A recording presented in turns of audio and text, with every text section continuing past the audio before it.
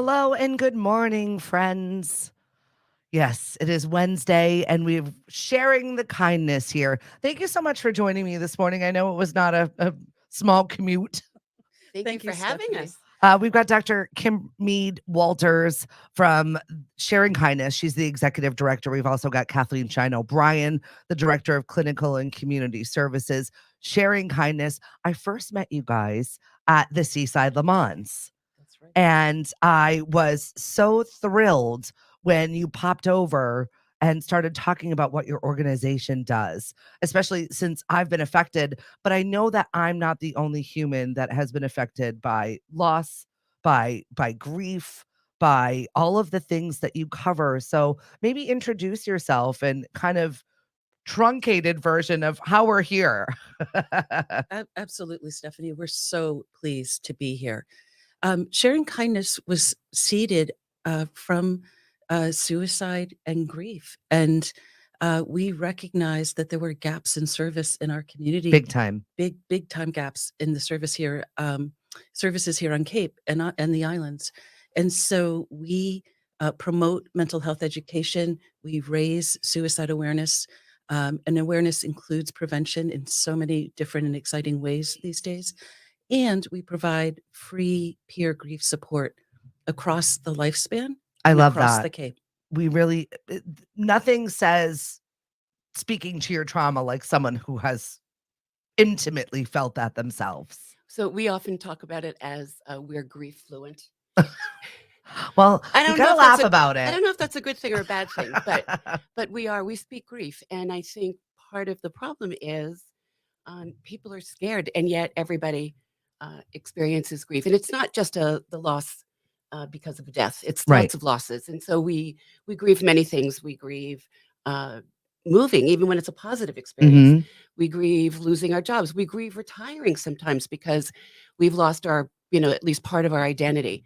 So grief knows no bounds. Right. It comes everywhere and to everyone. And And waves, and sometimes doesn't go away and rapidly. and sometimes it doesn't. And so why then are we so reluctant to address this issue when it's pervasive? I think it's just you don't wanna make other people sad with your sadness sometimes. I feel like that we tend to just I mean, that's our mantra here is to, live happier, be happier, and just get out there and push through sometimes, but sometimes you don't have to do that, and it's like, uh, I'm learning better ways, better tools for my toolbox of what to say, when to say it, how I say things. I feel like we can all grow and address this better than we do currently. Absolutely. We totally agree. And that is one of our goals for this upcoming year is to bring a presentation. We're partnering with local libraries across the Cape and Islands Amazing. to improve grief literacy, because sometimes, although I think the vast majority of people mean well, they'll tell someone or their what they add to the conversation is, look on the bright side, or you have so much to look for. Those are And such triggers. and exactly. And when People are like, ah. and when you're grieving, it's not that you don't know that, but you need to be heard. And if that's your response, that grieving person knows that you're really not listening. You're not willing to sit with them where Yeah. they are. Yeah. We want to change that. We want to change that conversation. I have a little boy that I saw right after his dad died, and we were doing some family work, and he said, Kathleen, everybody came to the funeral and said, "You're now the man of the family." And he said, "I'm 10." Oh, And they said, "I don't even know. Do I have to quit school? Do I have to get a job?" like the pressure and anxiety for a 10-year-old. That breaks my heart. And I think a lot of people, well-meaningly, Mhm. say things like that, or the other sort of verbiage that people get very frustrated with is "at least." Mhm. And anytime somebody starts a sentence with "at least" when you're a griever, you know that the rest of that sentence isn't going to be something that you want to You've hear. already shut it off. You're like, "Ugh, yeah, let me count my laurels." Mhm. So what is a better way to combat that? Like, what is a better way? What are some things to say maybe? A couple of practical So walkaways it's from it's here. it's kind of cool right now. So the National Alliance of Children's Grief, of which We're a Sharing member. Kindness is the member, has an initiative this month called Flip the Script. Okay. So you can go online, you can look at the National Alliance for Children's Grief, and you'll notice Flip the Script. And so it's a pretty cool uh, marketing tool for them, but also brilliantly an educational tool for the world. So instead of saying, for example, I know how you feel. My dog died 3 years ago, and I know exactly how you feel. And you're looking there and you're saying, I'm talking about my mother. Right. And so instead of saying, I know exactly how you feel, it's more helpful to say, I've experienced loss. What is it like for you?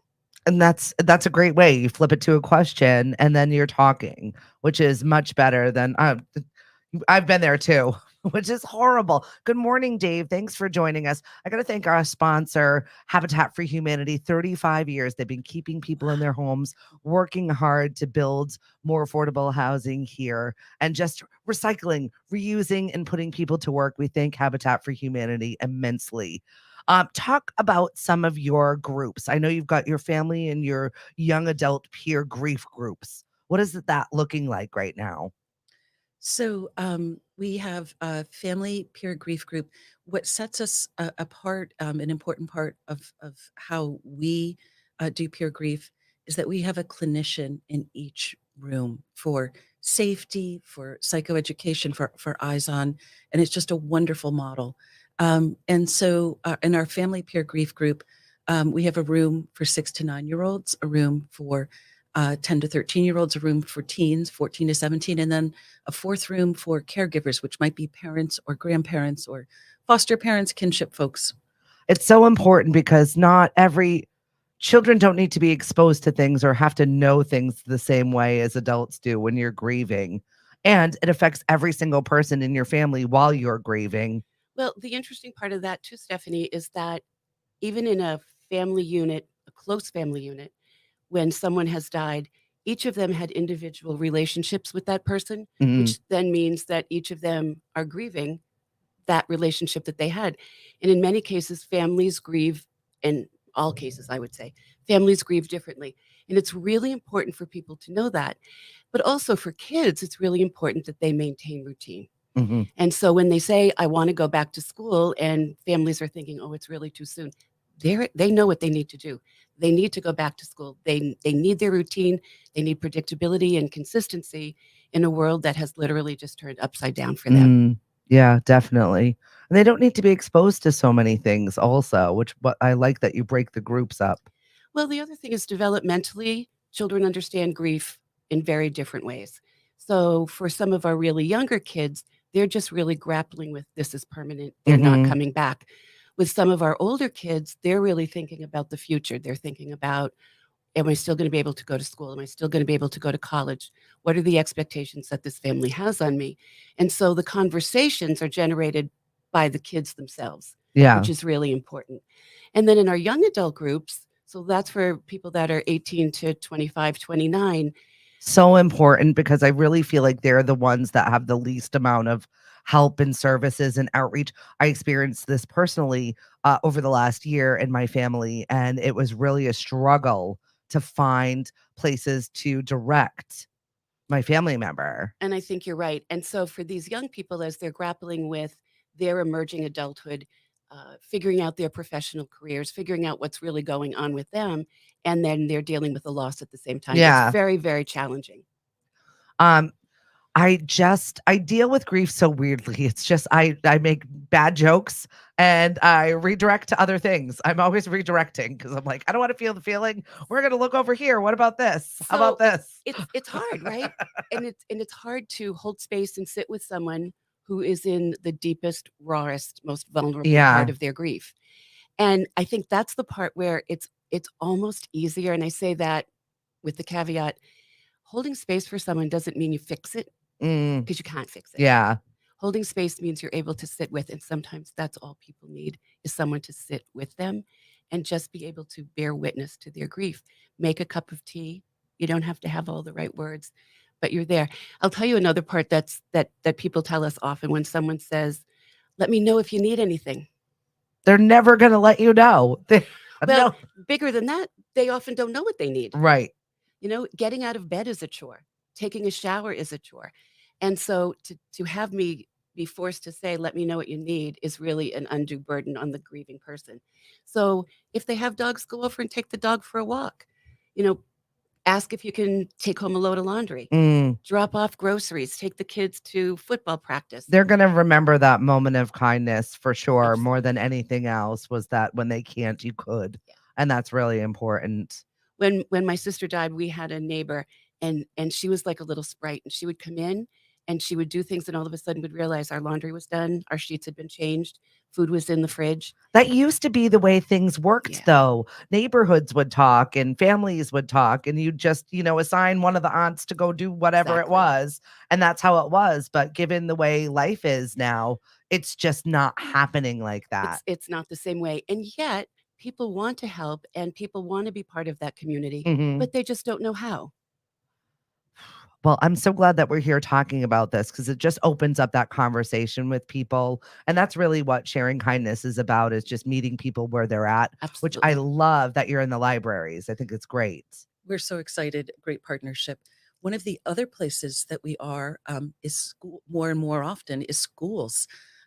We know that there are children carrying significant grief burdens in schools who do not have the resources to get to our Mhm. family program, which is in the evenings. And so we have reached out to a number of schools, and we're so inspired and excited. And we're actually starting our first school-based peer grief On group on Monday. Monday. Oh, really? That's exciting. Where And is that gonna be? so we're piloting our first school-based group at Truro Central School. Many, many thanks to Nancy Winslow, who's just been a wonderful It's a partner, great school a too. It champion is. for us. And so we'll be starting a 6-week program with younger kids.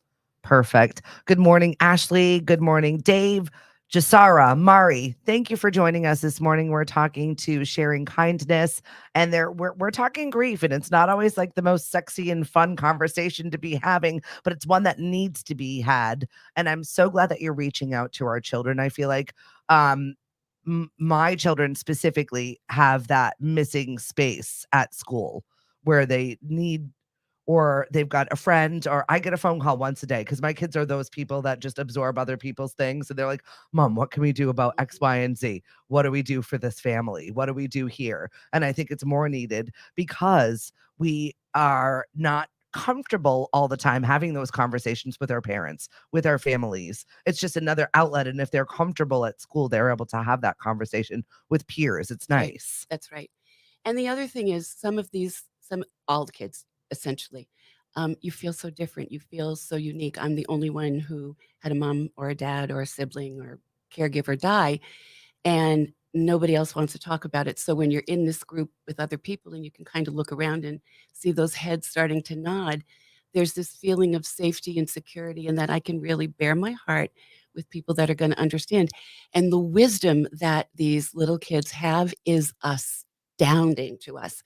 When we had a little one that left group one night last year, and Kim, what did they say to you? This is the only place where I feel heard. Oh, 8 years Eight old. years that's old. so validating though when you're doing this work that is not, it's not warm. No, and when please tell me about that. The response was, I don't want to talk about my sibling's death at home because I don't want to make my family sad or sadder, Right. and I don't feel comfortable talking at school because I don't think my teacher wants to know. So Oh, this is where I feel heard. that's amazing, and that's why I'm so glad that you're doing some school-based grief groups. I really think it's important, once again, reaching people where they are. Well, that's the other part of it. And also to normalize their feelings. I mean, grief is a messy, tangled ball of yarn. And there's no linear way to go from here to there. There's no getting over it. Mm, But what we do is we internalize, we grow with our grief, and our grief grows with us. So it becomes part of who we are rather than the defining moment. And so for the kids, it's important for them to know your feelings are valid, your feelings need to be voiced, and then what do we do with them? And some of these emotions are big. And so if I have a kid that says, I am so angry, What are we going to do with that anger? Where does that need to go? That doesn't need to stay inside. And I might say things like, how big is it? Look at that wall and tell me, how big is it? Does it have a color? What color is it? Yeah. What could we do to make it smaller? And then we talk about coping skills, and we try to give the kids as many tools in their toolbox as we possibly can, because it's not a one size fit all. One coping skill isn't going to work for Yeah. everything. But it's also important for the kids to know that they can laugh and have fun. Yeah. And it's making it tangible too. It's an Exactly. item now that we can deflect a little Yeah. bit. So that's kind of nice. So, clinically, we call this the dual process. When you do Mhm. your grief work and then you do your restorative work, which is like your everyday stuff. I'm not going to tell kids that you're doing the dual process and you're doing it beautifully. But They're I like, am great. going to say, I noticed when you came in that your face looked really sad. Yeah. And now I'm noticing that you have a smile. I wonder what happened in between, and give them the opportunity to identify what those emotions were at the beginning and then how they changed at the end of group. That's incredible. And especially since, honestly, grief takes time. It takes time to deal with. And time to a child is not, I think they it think it's takes forever. Well, it is forever. Right. It is forever. Yeah. But what we also say to all our families and all of our adults is that it won't feel as awful Hmm. as it does at the very beginning. Hmm. It changes, and we change, and we make meaning. And that, I'm not saying making meaning in terms of finding a silver lining. I'm saying making meaning in terms of how do we bring the person who's no longer physically present in our presence, and how do we continue bonds with that person who's deceased? I mean, this conversation is good for everyone all the time. And it's a good reminder of how to process this, how to have a conversation about it, how to say, I just don't feel good today. Reaching out, I feel like I don't know. I felt really handicapped and paralyzed when my daughter was going through what she was going through. And I really was at a loss for words almost all of the time. I didn't even know where to direct or who to help or how to help. And I just sat with her. And I think that's the most important thing we can do is just be with someone, um, listen if they want to talk about it, hold the silence if they need the silence, be a shoulder to cry on. Again, it can't be fixed, Mm. but it can be shared. It's a burden shared. And in change in time, it does change. Talk to me a little bit about the healing house. I know that this is a project. Oh, we're so excited. We will continue to take our programming out into the community just by the nature of the Cape and Islands, right? The geography. And so, for instance, we have peer grief groups in Nantucket, Mm. in Falmouth. We do groups out on the Outer Cape. That we feel that sort of those are spokes from a hub, and we're going to continue to go out into those geographically harder to reach places. However, we are looking for that hub. We've been looking for a dedicated safe space for bereaved children, youth, young adults, families, and individuals to identify as the healing house. And we are very close to announcing that we will have a healing house here on Cape in 2024. That's pretty amazing. We'll come back and talk to you about that when it's Yeah, actually I'm true. seriously. Dawn says this morning, we really need to keep the kids in reality. I lost my mom at 18. My father was mentally ill. Speak up and talk and encourage them to speak up as well. Cindy, Dawn, and sometimes I like that you're giving them the words to say, though, and reminding them of the things that they need to say instead of. Well, the other thing that we also believe in, grief is normal. It's natural. It's a human reaction to an acute loss. Mhm.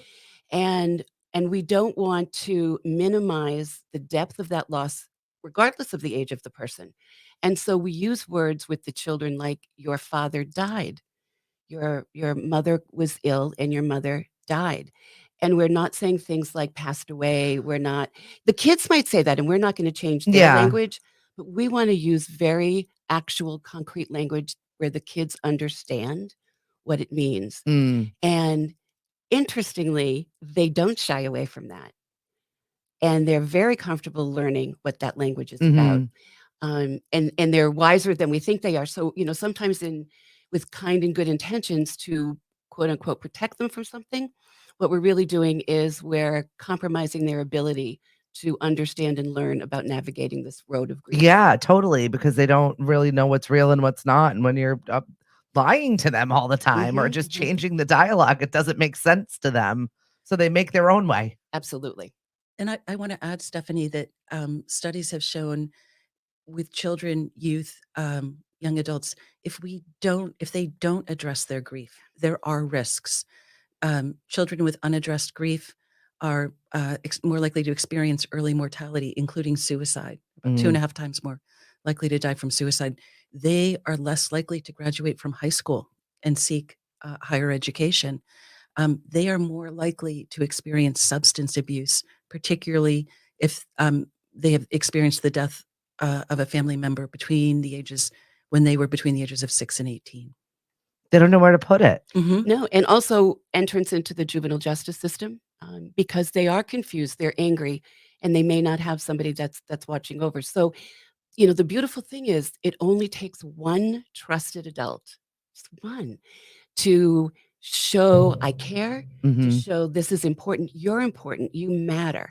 And if that person is a teacher, a coach, someone in the faith community, the lady down the street, the lunch lady, like Yeah. anybody who cares enough to pay attention and say, "What's happening? Yeah. Tell me what's going on." Yeah, because a lot of the time we don't wanna be nosy, put ourselves in a situation that we don't wanna be in. Yeah, it's a hard road, and Mm. there's no handbook. I wish there was, Yeah. but there's no handbook to say, "Oh, this is how we manage grief." Yeah. Ashley said this is such a fantastic segment this morning. Not that I don't love them all, but this is extremely important. And I definitely agree. You are doing really important work. Well, and Ashley, you understand from a lived experience perspective what it's like to be an emerging young adult and to have lost a parent. And it's a significant time in your life when we expect that our caregivers are going to be there. Right. We expect that we're going to be able to pick up the phone and call mom or dad or grandma or someone to ask those questions. It might even be, how do you cook a roast beef? And when those people are gone from our lives, it gets more complicated. Other relationships get more complicated. And when your world has been upended like that, and it doesn't really matter. I mean, it matters certainly whether it's been a prolonged illness or an unexpected death, but the end result is your world is upended. You're still cocooning and you don't want to spread that out. You're just grieving the loss. Yeah. Yeah. One of the questions we often get is, does it matter that the time frame from when my person died in Mm. terms of accessing groups? And the short answer is no. No. It's always a good time to work on integrating that experience, the death of your person, into your life, so that you may live the best life, healthiest life that you can Yeah, moving I forward. was physically in a room with someone that was like, "Oh, that was 6 months ago. Why are you not over this yet?" And I didn't know what to say. I was horrified. I had to leave the room because and then obviously check on the human that what it was said to later, but I couldn't even be in there for that negative, horrible discussion. It was terrible. But people do think that, and they Mm. think that there should be a timeline. So imagine you have 3 days of bereavement in many companies when it's a first degree relative. Mhm.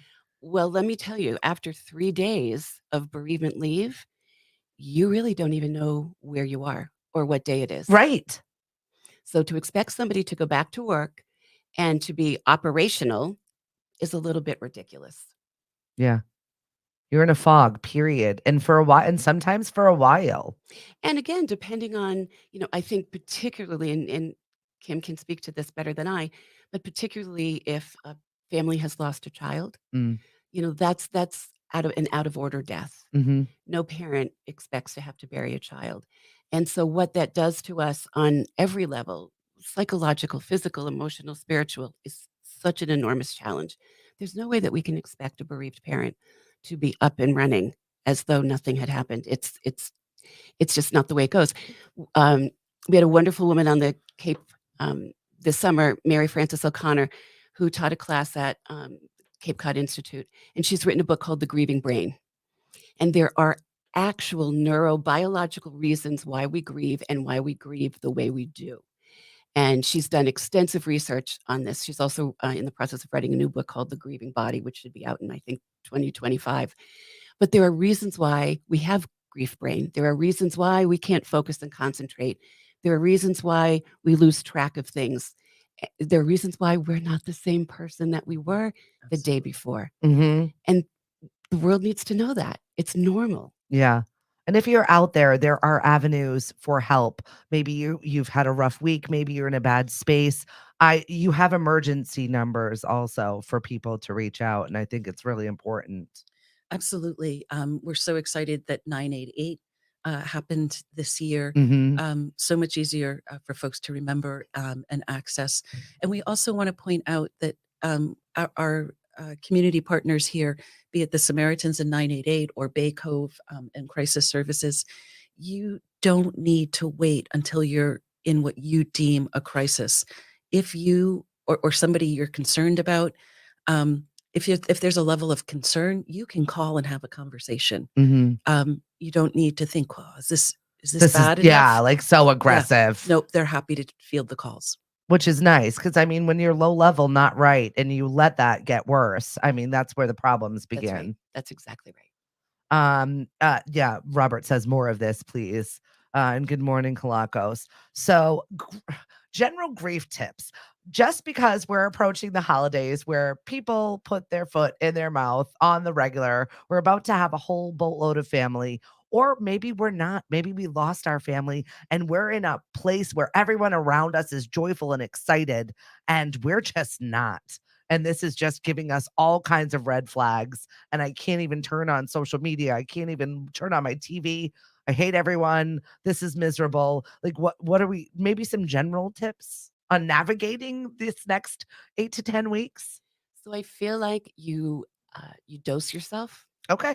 You dose yourself with social media. You dose yourself with watching television. You dose yourself going into the mall. You dose yourself doing anything that could potentially trigger you. Now, here's the funny thing. You can listen to a Christmas song today and you can go, "Oh my gosh, I remember that song. I remember being 10 and sitting in my grandmother's living room with all my cousins. Love that song. I love that memory." And this afternoon you hear the song and you're like, "Oh my God, this is breaking my heart."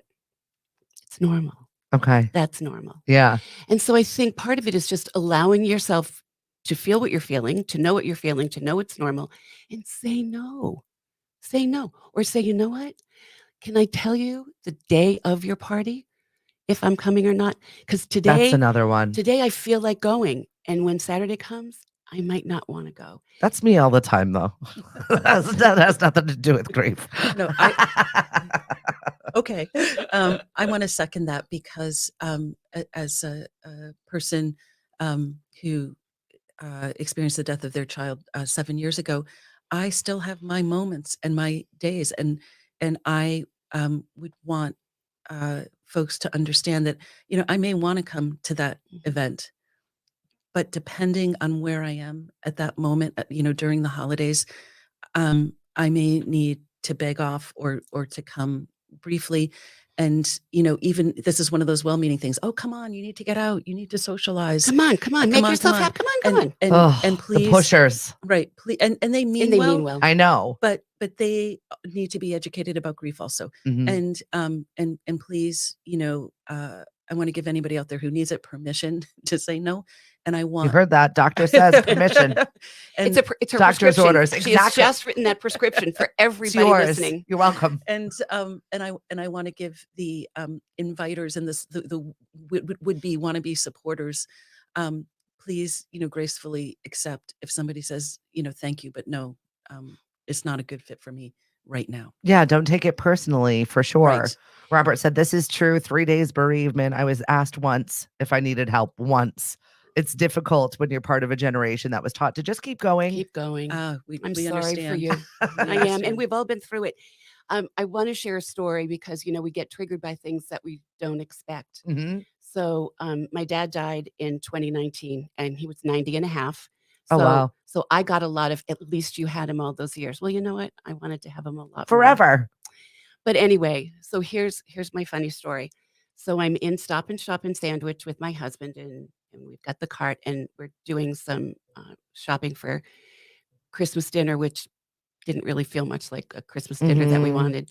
And we're going down the aisle, and I absolutely lost it. I burst into tears, and my husband's like, "What is wrong? What happened?" And I reached up and I took a jar of Aunt Nellie's onions. And I said, "This was Papa's favorite thing, to have creamed onions." And I put it in my cart, and he said, "What are you doing?" And I said, "I'm making creamed onions." And he said, "Nobody likes them." And I said, "But Papa did."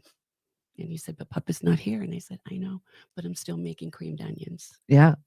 It's that It made me feel memory. good. Yeah. It made me feel good.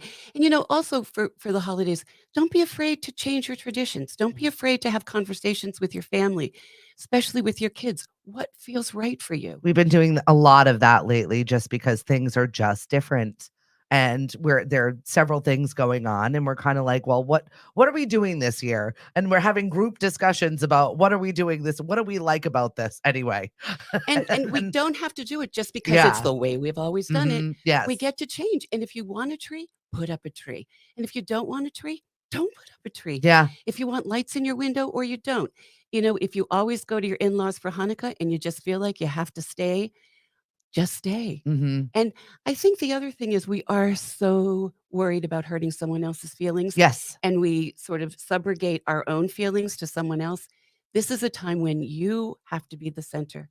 You have to decide what's right for you and what feels right. Mhm. And if somebody else doesn't understand it, I'm sorry for that, but this isn't the time for them to judge you. I am excited that we're at a point having this dialogue right now because that would never have happened even 5 years ago for me at any rate. Ashley says, "Like I told you when you asked, why do I stay on social media? Because there is so much good on social media like right now, and then trying to block out the bad." And Ashley, right? Kitty That's why posts. we dose it, right? Yeah, And we have the opportunity to just scroll past something that just doesn't look or that's feel right. important. And also, we when we're deeply in grief, I will say this as well, and again, Dr. Mary Frances O'Connor's book bears this out. Our brain doesn't operate the same way, so we tend to react rather than respond. Mhm. So we might get a little angry, we might get a little annoyed, we might get a lot angry because something just rubbed us the wrong way. Yeah, And so avoid those things if you can. And if you yeah. can't, just acknowledge this is what this is in this moment, it will pass. And it's okay to come back afterwards and be like, "Look, I was having a moment." And because sometimes I Mhm. feel like, "Oh, but I was so out of line and that was not me characteristically, and I need to go back and have a dialogue about what I was in that moment." Mhm. Do you have to do that? I mean, do you feel like that's important or do we just, well, whatever, they don't Well, I understand? think it's just whatever feels right for you, but Yeah. in the moment, if you can go back and say, "This is why that was upsetting," or, "This is why I reacted, and I apologize if it was an overreaction. I apologize if it felt outrageous, but I just want you to have a little inkling into why I responded that way." Yeah. See, we're learning new things and better conversations with people. And yes, this is the end of the year. And yes, you're going to be put in situations where people are ridiculous. And yes, maybe you're the ridiculous one, but we have our prescription for not subscribing to this. And do what feels right. Do what feels right. I'd like to share one tip that's worked for my family, which is Christmas morning was a challenge after Jeremy died, Mm, his favorite holiday. And we now have a box for him under the tree, keeps him present during Christmas and certainly during Christmas morning. And we each make a donation to something that either reminds us of him or to an organization that he would have wanted to support. And we do that separately, and we stuff the box with our gifts in honor of him and his life and how he lived it. And it's the last box that we open on Christmas morning, and we go around the room, and everyone explains why they gifted Jeremy what they did. that's amazing. It's a beautiful tribute to him. It keeps him present, and he now has, 2 little nephews, and we want them to know him. Yeah. They won't know him physically, but we want them to know who he was, Mm, and this is just one of the ways that Mhm. we're able to do that. that's a really nice way to honor and remember And anybody can do and that. keep present. Exactly. And it doesn't have to cost things. No. And that's exactly what we are talking about when we say making meaning when the person is no longer physically here, but yet they are here, they are still with us, and they're very much a part of our lives. They're very much a part of the world. So how do we do this moving forward? And what the Mead Walters family has done is just a beautiful example of that. It's amazing. I lost my grandmother 29 years ago, but she was my person. And it's funny that you say that because in everything I do, I always think of her. And I make sure that, I'll make certain dishes, I'll do certain things, I'll sing certain songs, and I immediately remember her like it was yesterday. And it's Absolutely. it's the positive stuff. It's not the sad stuff. I don't remember the sick time or the weird stuff. And she was young. She was 54. There was Very no young. reason, you know what I mean? It was just very sudden. And it was taken from me at a time where it was just a really important time in my life. Mhm. And my brother had had an accident. It's like all of this culmination of, and I still think of it like it was just yesterday. Well, sometimes it feels like just yesterday, and sometimes it feels like 42,000 years ago, Right. And and there's no that's rhyme or reason. normal. It's Yeah. all normal. Well, Everybody needs to know. you were talking about making donations to his favorite things. How do people support your organization? Because you are a nonprofit, and I think it's really important the work that you're doing, and just sharing the kindness with everyone as much as we possibly can. Oh, absolutely. Thank you. So we have a wonderful website, www.sharingkindness.org. And if you're so moved and would like to support us, we would welcome all funds donated to Sharing Kindness. We are a 501c3 nonprofit. Stay on the Cape and Islands to support our shared community. We got a lot of people, and we got a lot of people that need help. And all of our programming, whether it be our programming in schools, our peer group support, everything is at no cost to any of the families. We don't want any barriers that we have control over to get in the way of people accessing what they need. Did you hear that? I hope you heard that. So I'll say it again. Right? All of our programming is at no cost to anybody. We have grant funding, we have private donors, and we will keep it that way for as long as Sharing Kindness is in existence. Yeah, mental health is not a luxury. Your grief is not a luxury. This is really important. Well, absolutely. We don't want to have to fuss around with insurance. Um, you know, people Half say, of our insurance doesn't even cover mental health anyway. Don't even get me started. the bane of my Rant. existence, trust Yeah. me. After 30 years as a primary care doc, I know that copays are a barrier. Mm. And so when Kathleen and I were setting this up, we said, no, there's no donations. If someone is so inclined and has the means and they're in group, super. But we do not expect any participants there's no charge. Kim, I'm going to ask you a favor. Can you talk a little bit about our walk that happens in May? Oh, every May, we've had 6 suicide awareness walks for the Cape and Islands, and it is just an amazing talk about building community. Morning, we have a memory wall to honor the lives of those we've lost to this public health crisis. We have resource tables.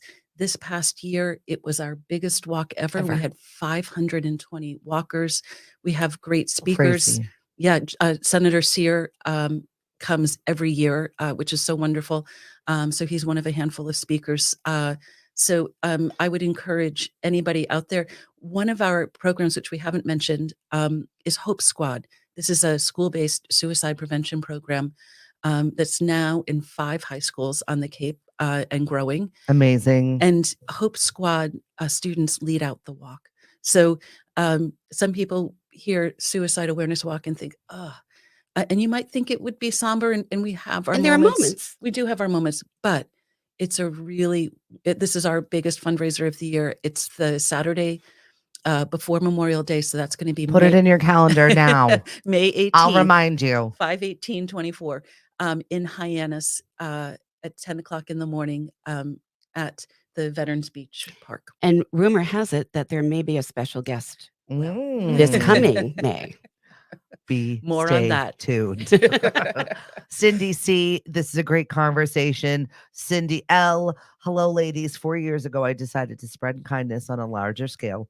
I've had some very positive plans to absolutely let people feel cared for and they matter. It's called Her Kindness Project. Look for it this spring. It's about positive interactions. She said, please keep doing what you are doing. You are amazing. Thank you. Thank you. And you are amazing. And I'm looking forward to that walk. And you're walking to remember, but also to remind. Absolutely. The very first year that we did it, we had a woman who came and she spoke her son's name and said suicide in the same sentence for the first time ever. And it's a process. And it's also a stigmatized death. Suicide deaths deaths by drug poisoning, overdose, those are what we consider to be stigmatized deaths. And again, when we talk about misconceptions, we hear often, why would they do that? Why would they make that choice? And again, these are brain diseases. Mhm. These folks are in such intense pain, and it's not a Well, choice. it's that snowball. It's addiction. It's whatever your pain is, and Mhm. then it's the snowball afterwards of the disaster in its wake. And a lot of times it's trauma related. So I think that's the other part, especially for our Hope Squad kids, is that we get to have an opportunity to work with people, young people, when they have experienced some really difficult things, and have them learn how to ask for help, Mhm. have them learn how to get the resources they need earlier on than when they're alone in college, emerging young adults. So important. The work you are doing is so important. Once again, let everyone know how they can help donate or support you in any other fashion that they can. Yeah, please visit us at sharingkindness.org. You can learn more about peer grief groups. You can learn about the Suicide Awareness Walk or Hope Squad, about Grief 101 with our library partners. Lots of great information there for the community. These chairs are open to you guys anytime you have anything new, anything Thank exciting, you. anything you need help with. We want to be Thank here you. and support. Dr. Kimberly Mead Walters, Kathleen Shine O'Brien, thank you so much sharing kindness with us this morning and showing everyone what you guys do. I appreciate you. Thank you. We Thank appreciate you. you. All right. With that, I'm going to be out tonight. We're going to be spreading some fun and festivities with a little bit of music bingo. It's an awful segue, but I'll be on Wait, over. Stephanie, maybe you want to do grief bingo. So I could do that. I could do that. We could have some fun with some music therapy. I'm down for it. Marianne is going to be on over at Father's. Bree has moved to Cape Cod Beer on Thursdays. So if you're looking for us, you can always find the schedule at lemonadio.com. If you like this podcast, please support us. Like, share it, subscribe to our YouTube channel. We appreciate you. If you're listening to us right now on lemonadio.com, we appreciate you. For everybody here in front of you, we say thank you. Have a wonderful day. Share some kindness with someone today. We appreciate you. Thank you.